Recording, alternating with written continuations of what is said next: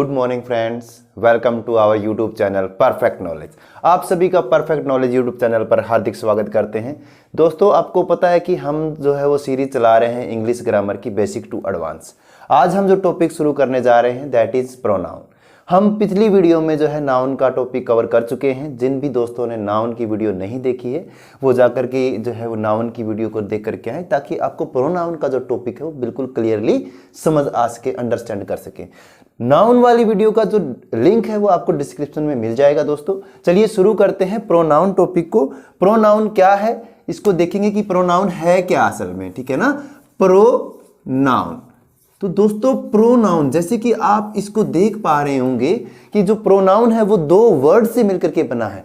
First is pro, second is noun. यानी कि ये जो प्रोनाउन है वो दो वर्ड से मिलकर के बना। फर्स्ट वन इज प्रो और सेकंड वन नाउन। प्रो और नाउन।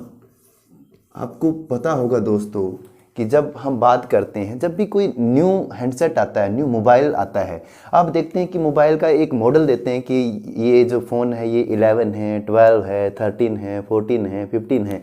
उसके बाद में आप देखते हो कि ये 11 प्रो है, फिर आप देखते हो कि ये 12 प्रो है। यानी कि कोई हैंडसेट है, आप इसको समझ लीजिए कि ये कोई हैंडसेट है, ठीक है ना, और इसको हमने मॉडल नाम दिया कि ये जो है हैंडसेट 11 है, ठीक है ना। फिर इसी का जैसा एक हैंडसेट और आपको उसी सेम में मिल जाएगा 2-3 हज़ार रुपये के फ़र्क में, जिसको आप बोलोगे कि ये 11 जो है वो प्रो है, ठीक है ना दोस्तों। ये 11 प्रो है। यानी कि 11 और 11 प्रो, यहाँ आप देखेंगे जो डिफरेंस होता है वो इसमें रैम और रोम का डिफरेंस होता है। यानी कि ये रैम और रोम में थोड़ा सा कम मिलेगा और ये रैम और रोम में थोड़ा एडवांस मिलेगा ना। तो ये रैम और रोम में डिफरेंस होने की वजह से इसको बोल देते कि ये जो है 11 प्रो है। प्रो का मीनिंग क्या होता है दोस्तों कि ये इसकी बजाय हम इसको ले सकते हैं। यानी कि ये जो प्रो है वो कहता है कि इन प्लेस ऑफ, क्या बोलता है, इन प्लेस ऑफ, यानी कि इसके स्थान पे इसको प्रेफर कर सकते हैं। यानी कि इन प्लेस ऑफ, यानी कि जो प्रो है वो क्या कहता है दोस्तों, ये जो प्रो है वो क्या कह रहा है असल में कि इन प्लेस ऑफ। प्रो का मीनिंग क्या है, प्रो का मीनिंग क्या है दोस्तों, इन प्लेस ऑफ। प्रो का मीनिंग क्या है, इन प्लेस ऑफ। और नाउन जैसा कि आप देख चुके हैं दोस्तों कि नाउन का मीनिंग होता है name.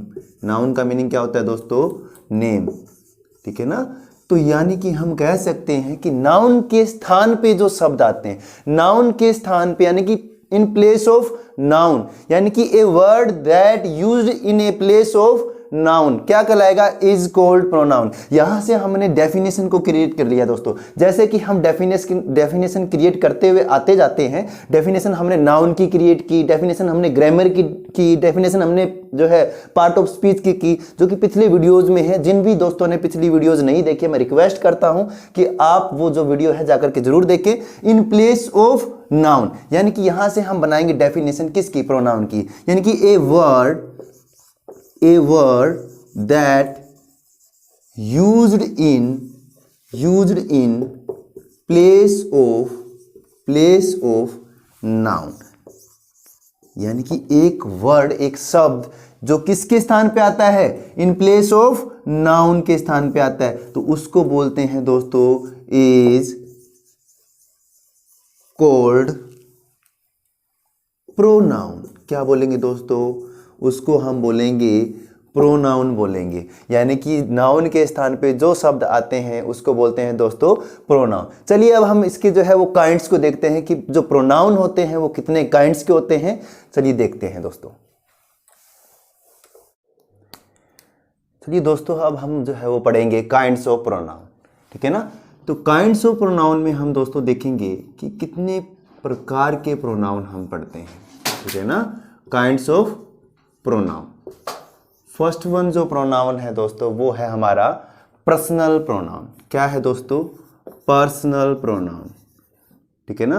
Personal pronoun, personal pronoun में जो है दोस्तों वो क्या क्या आता है एक बार आप देख लीजिए। पर्सनल, जैसे कि नाम से क्लियर है ना, कि जैसे मैं कहूँ कि भाई मैं, आई, ठीक है ना, मी, मुझे, वी, ठीक है ना। तो ये जो प्रोनाउन होंगे जैसे कि आई, मी, वी, ठीक है ना, आर, यू, अस, ठीक है ना, सॉरी, अस, यू, ये हमारे जो है एसेट्रा जो प्रोनाउन है वो हमारे क्या कहलाएंगे, पर्सनल प्रोनाउन कहलाएंगे। सेकंड जो है दोस्तों वो है होता है हमारा पोजेसिव प्रोनाउन, पोजेसिव प्रोनाउन।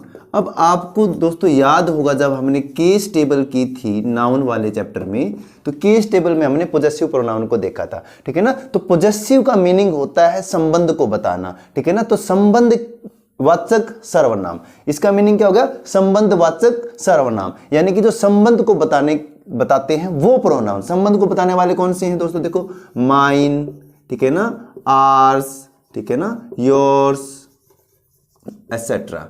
ये जो प्रोनाउन है वो किसको बता रहे हैं, पोजेसिवनेस को, अधिकार को बता रहे हैं, रिलेशन को बता रहे हैं, संबंध को बता रहे हैं कि ये जो चीज है वो मेरी है या मेरे से जुड़ी हुई है, ठीक है ना, उसको कहेंगे हम पोजेसिव प्रोनाउन। नेक्स्ट वन है दोस्तों डेमोंस्ट्रेटिव, ठीक है ना, डेमोंस्ट्रेटिव, डेमोंस्ट्रेटिव प्रोनाउन। जैसा कि आप नाम से आपको स्पष्ट हो रहा होगा दोस्तों, ठीक है ना। डेमोंस्ट्रेट, डेमोंस्ट्रेट का मीनिंग क्या होता है, किसी चीज को दिखाना ना, किसी चीज को दिखाना। अगर मैं किसी चीज को दिखाता हूं, जैसे मैं इंडिकेशन करता हूं कि दिस इज व्हाइट बोर्ड ना, तो ये मेरे नजदीक है और इसको मैं दिखा रहा हूं, इसके लिए मैंने वो जो वर्ड यूज किया दिस, क्या यूज किया दोस्तों, दिस, ठीक है ना। तो दिस जो है वो किस प्रकार का हो गया, डेमोंस्ट्रेटिव प्रोनाउन, ठीक है ना। और मैं अगर कहूं कि भाई दैट इज मोबाइल, यानी कि क्योंकि मोबाइल जो है वो मेरे से, दैट इज कैमरा, जो कैमरा जो है मेरे से दूर है, यानी कि मैं दूर की चीज को दिखाने के लिए जिस वर्ड का यूज कर रहा हूं वो क्या है, दैट, ठीक है ना। तो डेमोंस्ट्रेटिव में क्या होगा, दिस, दैट। अगर हम प्लूरल में दिखाएंगे तो बोलेंगे दीज एटसेट्रा, ठीक है ना दोस्तों, एटसेट्रा। यानी कि डेमोंस्ट्रेटिव प्रोनाउन जो है वो होते हैं दिस, दैट और दीज एटसेट्रा, ठीक है ना। उसके बाद में आ जाते हैं दोस्तों डिस्ट्रीब्यूटिव। क्या आता है, डिस्ट्रीब्यूटिव। अब आपको नाम से क्लियर हो गया होगा दोस्तों कि डिस्ट्रीब्यूटिव यानी कि डिस्ट्रीब्यूशन वाला ना। डिस्ट्रीब्यूशन का मतलब क्या होता है, चीजों को बांट देना, है ना। Distributive pronoun, distributive pronoun. Distributive pronoun में दोस्तों क्या होगा, जैसे कि ईच, एवरी, आइदर, ठीक है ना।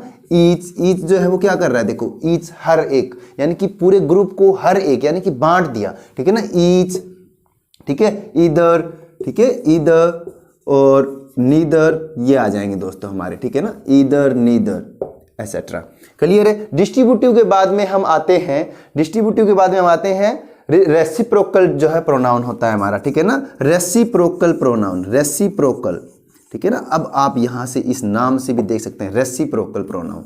रेसिप्रोकल, आपको पता है कि रेसिप्रोकल का मीनिंग क्या होता है दोस्तों, कि अपोजिट ना, एक दूसरे का अपोजिट। मैं कहता हूं कि ईच अदर, यानी कि अदर और ईच, ठीक है ना, ईच अदर, ठीक है, ईच अदर। ईच अदर क्या है हमारा, रेसिप्रोकल प्रोनाउन है। एक तो हो गया हमारा ईच अदर जो है रेसिप्रोकल, या हम दूसरा बोल रहे हैं कि वन अनदर, यानी कि वन अनदर, ठीक है ना, वन अनदर। ये वन अनदर एटसेट्रा, ये जो प्रोनाउन है वो हमारे क्या कहलाएंगे, रेसिप्रोकल प्रोनाउन कहलाएंगे। इसके बाद में आता है दोस्तों रिफ्लेक्सिव प्रोनाउन।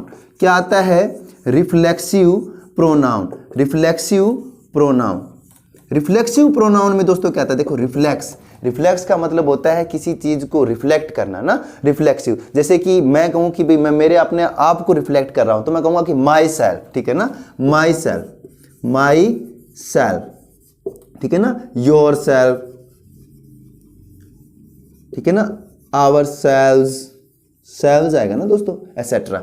ये हमारे आ जाते हैं रिफ्लेक्सिव प्रोनाउन में। उसके बाद में आ जाते हैं दोस्तों हम इम्फेटिक, इम्फेटिक प्रोनाउन पे। इम्फेटिक, इम्फेटिक प्रोनाउन क्या होता है, एक बार आप देख लीजिए, इम्फेटिक प्रोनाउन, इम्फेटिक प्रोनाउन, ठीक है ना दोस्तों। इम्फेटिक प्रोनाउन का मीनिंग भी क्या होता है कि माई सेल्फ। अब यहाँ पे क्या है देखने वाली बात दोस्तों क्या है, देखते हैं, देखिए माई सेल्फ, ठीक है ना, योर सेल्फ, ठीक है ना, हिम सेल्फ, यानी कि यहां भी तो वही आ रहे हैं ना जो आपके ऊपर रिफ्लेक्सिव प्रोनाउन में आ रहे हैं। तो आपको एक कंफ्यूजन क्रिएट होगा दोस्तों कि रिफ्लेक्सिव और इम्फेटिक प्रोनाउन जो है उनमें डिफरेंस क्या है। तो यहां एक बार आप इनको डिफरेंस को समझ लीजिए कि जो रिफ्लेक्सिव प्रोनाउन है वो आप अपने आप को बता रहे हो, लेकिन इम्फेटिक जो प्रोनाउन है वो आप जो है उस चीज पे दबाव दे रहे हो। जैसे कि क्या है, हम कहें कि ही हिमसेल्फ कम हियर, ठीक है ना, यानी कि कहा क्या कि ही हिमसेल्फ केम हियर, ठीक है ना, हमने बोला कि वह जो है खुद, ठीक ठीक है ना, वह खुद यहाँ आया था, ठीक है ना, वो यहाँ खुद आया था, यानी खुद जो है वो इम्फेसिस डाल रहा है, इसलिए इम्फेसिस डालने के ऊपर इसको बोलते हैं इम्फेटिक प्रोनाउन, ठीक है ना दोस्तों, इम्फेटिक प्रोनाउन। अब जो है हम पढ़ेंगे नेक्स्ट, वो पढ़ेंगे इंडेफिनाइट प्रोनाउन। अब हम पढ़ेंगे दोस्तों हमारा जो नेक्स्ट काइंड ऑफ प्रोनाउन है दैट इज इंडेफिनाइट प्रोनाउन। क्या है दोस्तों? इंडेफिनाइट प्रोनाउन, जैसे कि नाम से क्लियर हो रहा है कि जिसको हम डिफाइन नहीं कर सकते। इनडेफिनाइट प्रोनाउन यानी कि जो डेफिनेट नहीं है, इनडेफिनेट है, ठीक है ना। इनडेफिनेट का मीनिंग क्या होता है दोस्तों? आपको पता है कि जिसको हम बता नहीं सकते ना, कितना है, क्या है, कैसा है, ठीक है ना। तो ये इनडेफिनेट यानी कि मैं कहूँ कि एवरीबडी, आप नहीं समझ सकते कि एवरीबडी में कितना एवरीबडी ना, एवरीबडी यानी कि सारे आ गए ना, एवरीबडी, ठीक है। एवरीबडी जो है हमारा क्या कहलाएगा? इनडेफिनाइट प्रोनाउन कहलाएगा, ठीक है ना। समबडी, अब समबडी जो है वो भी नहीं बता रहा, ठीक है ना। समवन, अब क्या समवन है ना, समवन, ऑल, एटसेट्रा, ठीक है ना। तो ये हमारे कहलाएंगे इनडेफिनेट प्रोनाउन। अब हम जो है नेक्स्ट करेंगे दोस्तों, नेक्स्ट काइंड ऑफ जो प्रोनाउन है दैट इज रिलेटिव प्रोनाउन। क्या है? रिलेटिव प्रोनाउन, रिलेटिव प्रोनाउन, ठीक है ना दोस्तों। रिलेटिव प्रोनाउन में कौन कौन से आते हैं दोस्तों? कि हु, हुज, हुम, ठीक है ना। क्या आता है? हु, हुज, हुम, ठीक है ना। व्हेन, ठीक है ना। व्हाट, ठीक है ना। वेयर, एटसेट्रा, ठीक है ना दोस्तों।